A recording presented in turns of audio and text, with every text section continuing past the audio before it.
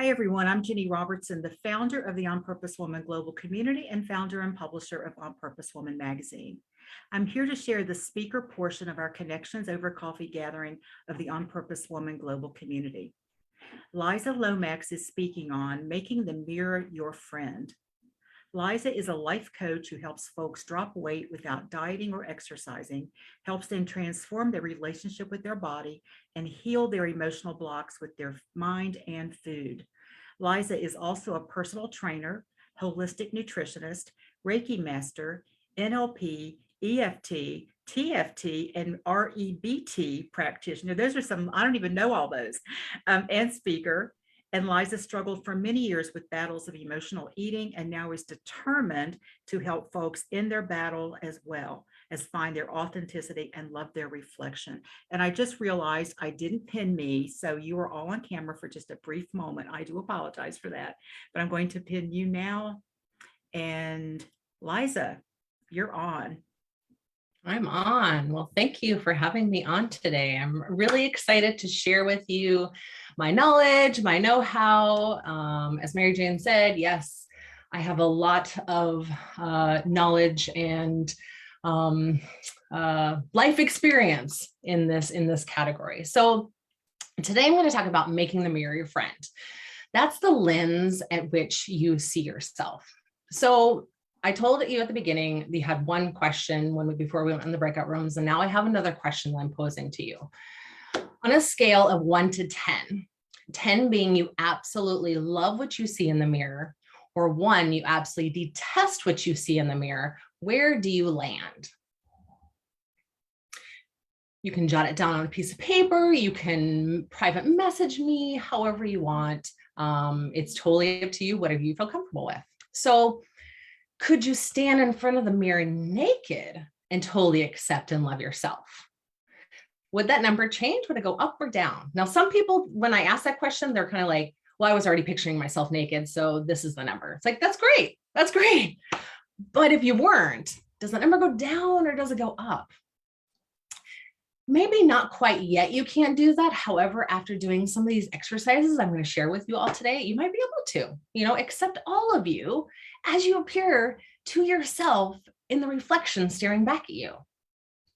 So I've got an affirmation that I want you to write down and repeat it daily if you want to, or write it on a Post-it or have it somewhere where you can see it all the time. The affirmation is, I can totally accept and love myself just as I am, just the way I am. I'll repeat that again. I can totally accept and love myself just as I am, just the way I am. We as humans are so hard and critical on ourselves. We sometimes are our worst enemies and our biggest critics. So what are some of the usually when people look in the mirror, they notice all kinds of imperfections.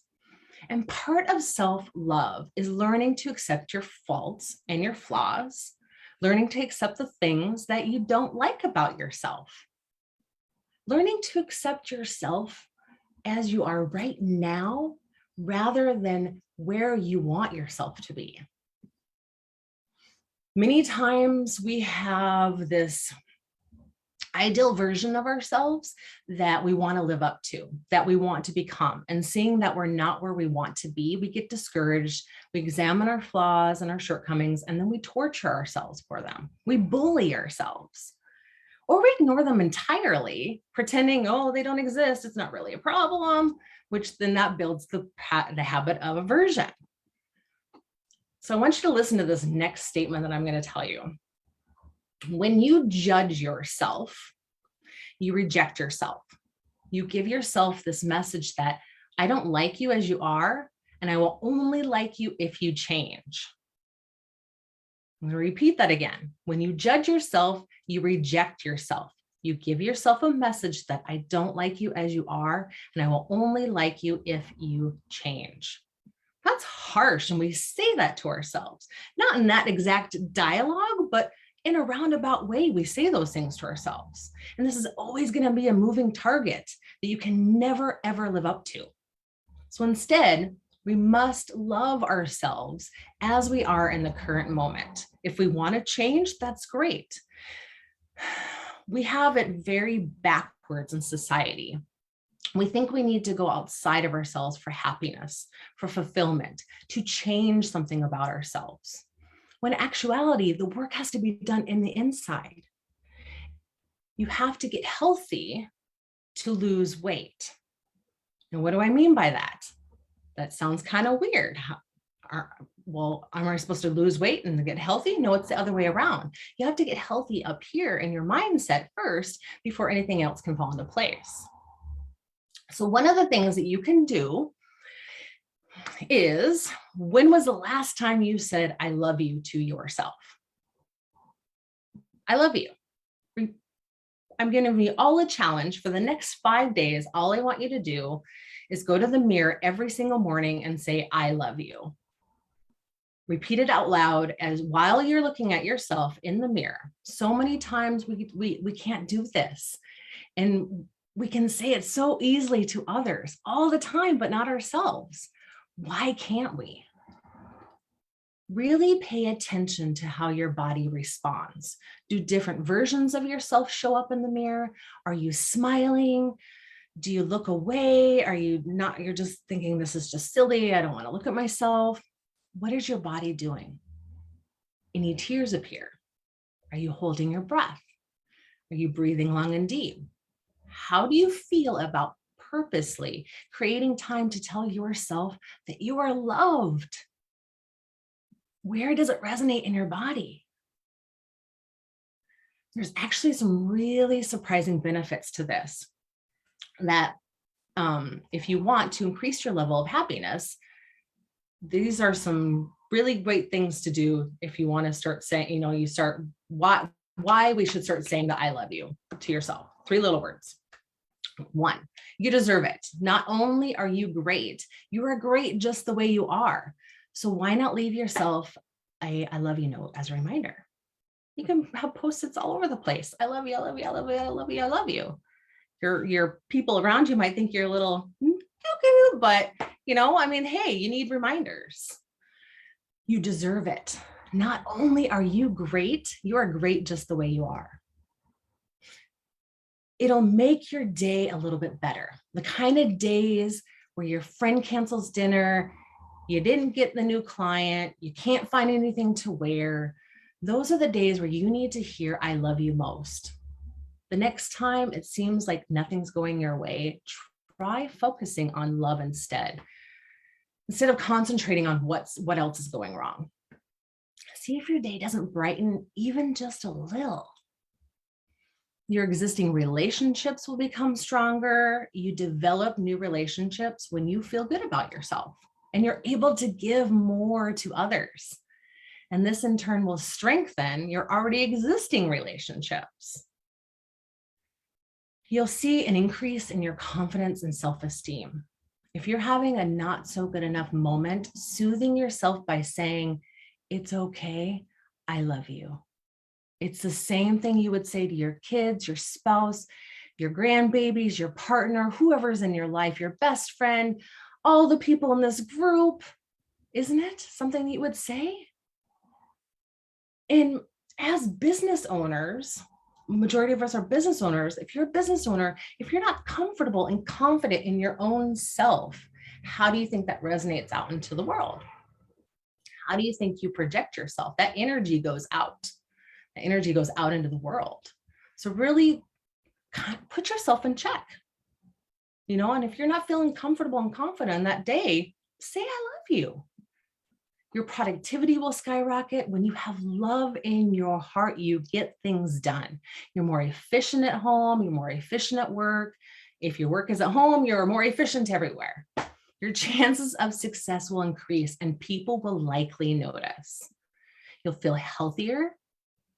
Physical health is so important. And we truly need to take care of our bodies. We need to eat right. We need to exercise. We need to drink lots of water. Also, what's incredibly even more important is our mental health. Mentally healthy people feel good about their choices and are proud of themselves, which in turn allows them to work on their physical health. It'll motivate you. Maybe you're feeling a little lethargic, you're tired, you're having trouble going along with your day. Love can go a long way. It's worth it. You are worth it. It'll make everyone around you happy. And there's that saying that if mama ain't happy, nobody's happy. That totally rings true, because if you're not happy in your space, again, that resonates out into your environment, into your world. It'll make you laugh. Everyone needs to laugh. And if not shouting, I love you, doesn't make you laugh or giggle, or at the very least, smile a little, try shouting louder. Laughter is happiness. And after all, isn't that all what we're aiming for? You should acknowledge and address your true self with open arms and embrace all the aspects that you see. It's beautiful. It's who you are. It's just you. When you do this, you can really, really begin a true transformation. And doing anything other than that is just going through the motions, and it's not going to benefit you at all. You have to be in the right mindset to get healthy. You have to be in the right mindset to do a lot of things. And if you're just going through the motions every single second of every day, how is it serving you? It's not. How is it benefiting you? So be okay with imperfection and get the support in the areas that prevent you from loving what you see in the mirror. One of the challenges that I see many people in my clients face, which is part of my history as well, is emotional eating. And what I shared with the people in our group is that emotional eating, and we all struggle with some form of emotional eating. We all turn to food to fill our bodies so we don't feel an emotion at times. And emotional eating is just a symptom of something that you don't want to have a heart-to-heart, face-to-face conversation with. That's all it is. So what are you avoiding? What's the number one struggle for emotional eaters that keeps their weight yo-yoing and keeps them judging themselves in the mirror? Cravings. So how would you like to eliminate those cravings that keep you binge eating and then judging yourself in the mirror afterwards? Those are some of the things that I work with people with, is eliminating cravings. And we know we have so many cravings in our life. We're addicted to so many things. That the craving that messes you up every single time. And it stops you in your tracks altogether. It's a complete disservice to you. You know you shouldn't be eating it, but yet we take it in and we take it in. And what happens with those cravings is, as soon as the stuff hits our tongue, especially sugar, as soon as sugar hits our tongue, it sends a receptor to our brain that I want more, more, more, more, more. And it's the most addictive chemical that there is. And it's legal and it's in everything. Sugar is in everything. So no wonder we have problems with emotional eating. We're addicted to sugar. No. There's so many little key things that just add up to why we have this disordered thinking with our minds, why we can't look at ourselves in the mirror, why we struggle with emotional eating, why we struggle with self-care, why we struggle with not putting ourselves priority number one. And a lot of us were conditioned at a very young age to have these habits and these stories and these behaviors and these sabotaging patterns that keep creeping up and creeping up and creeping up. And a lot of my clients have success. They have success outside of them before they're with me. But it's usually about a 2 to 3 years max, and then they gain the weight all back again, because sabotaging behaviors, habits, patterns, stories keep coming up. So one key thing is, for one, if you identify as a woman, I know everybody identifies as a woman, you have been conditioned to be an unpaid caregiver for the rest of your life. That's a harsh concept for a lot of people to grasp. So we've been conditioned, brainwashed essentially, to be givers, givers, givers, givers, givers, and never receiving. We've learned that we can't take care of ourselves. It's selfish. We have to put our needs and our wants, our stuff on the back burner, which causes this disordered thinking about ourselves, which causes disordered relationships with our mind, with our body, and with food. And it's not our parents' fault, and it's not our parents' fault. These are just the tools that they had at the time to give us that they thought were beneficial, when really it created a lot of emotional trauma. So it all stems back to the mirror. It's like, what is the relationship you're having with yourself on a daily basis? How does it show up in the mirror? How do you show up in the mirror? What are you saying to yourself in the mirror? What's the internal dialogue going on in your head? What's the internal dialogue going on the rest of the day after you looked at yourself in the mirror? If you start to say negative things about yourself right away, that's all you're going to think. That's all you're going to think that's going to be in the back of your mind. And the thing about the conscious mind is that anything you've been telling yourself, this is how your subconscious likes to rear its ugly head at you. Because if you've been telling yourself whatever dialogue is, I'm going to use an example. I'm ugly, I'm fat, I'm stupid, I'm disgusting, I'm not worth it, I'm not good enough, I'm not tall enough, I'm not short enough, my eyebrows are funny, my nose is crooked, I have gray hair, I've got wrinkles, I got cellulite, whatever the dialogue is. It goes out and hangs out in your subconscious, and then it waits for a prime time for it to rear its ugly head back at you and remind you that no. If you're receiving a compliment at the time, you're never going to receive it, because your subconscious will tell you that they're lying. Everything that they're saying is that they're lying, because what you've told yourself is fact. So if you've had that internal dialogue for X amount of years, and then you're going to the mirror every single morning, you're saying the things, it's just going to send a negative ripple effect for the rest of your day. And then I'm not sure how much time I have left, but I wanted to share one little scientific take a scientific perspective on the I Love You challenge. Do I still have a few more minutes, Jenny? Okay, 8 minutes. Okay, so when you say I love you, okay, so I give you a challenge to do the next 5 days, okay? Now, things aren't going to shift. Things aren't going to happen overnight. We didn't develop a habit overnight. We can't lose it. We didn't gain weight overnight. We can't lose it overnight. We know that. That's fact. Okay. So for the next 5 days, saying I love you. If you were to take it a step further, this is scientifically, if you were to take a step further, this is what happens. If you set a conscious intention to say I love you in the mirror, and you notice your pupils start to dilate, that means that you are overriding that message that you don't love yourself. Okay? Science tells us that when you're attracted to something, your pupils dilate. So you can see where I'm going with this, right? So if you look at yourself in the mirror and you set that conscious intention to say, I love you every single morning, and you start to notice your pupils dilate, that means you're consciously overriding that internal message that you don't love yourself, or you think you're ugly, fat, stupid, disgusting, whatever the dialogue is. I always put a disclaimer out there, because I don't want anybody going up to their spouse, their partner, their kids, and looking to see if their pupils are dilated, to see if they're attracted to them. If it doesn't happen, it's not my fault.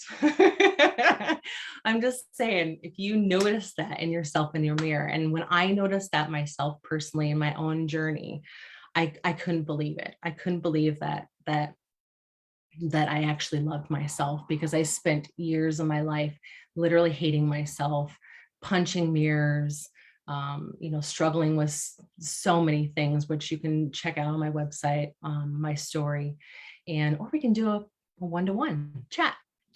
So the mirror is such a huge, powerful thing. And I really encourage you all to take advantage of that, whether it's my challenge, the way I do the mirror, or Mel Robbins, where it's the high five, whatever it is, make that intention, set that intention for yourself, and put yourself number one and priority just a little bit more each day. And you'll notice a lot of things shift in your life. So I'm not sure where we're at now, but I'm done. Are you done?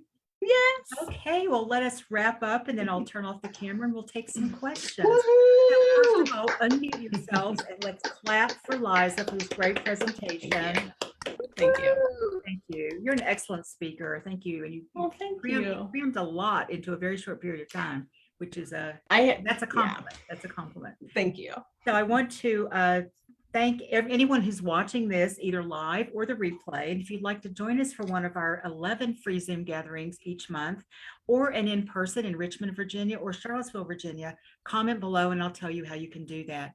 Or you can go to the website, www.opwgc.com. That's On Purpose Woman Global Community, and find out all about our community. Thanks for watching.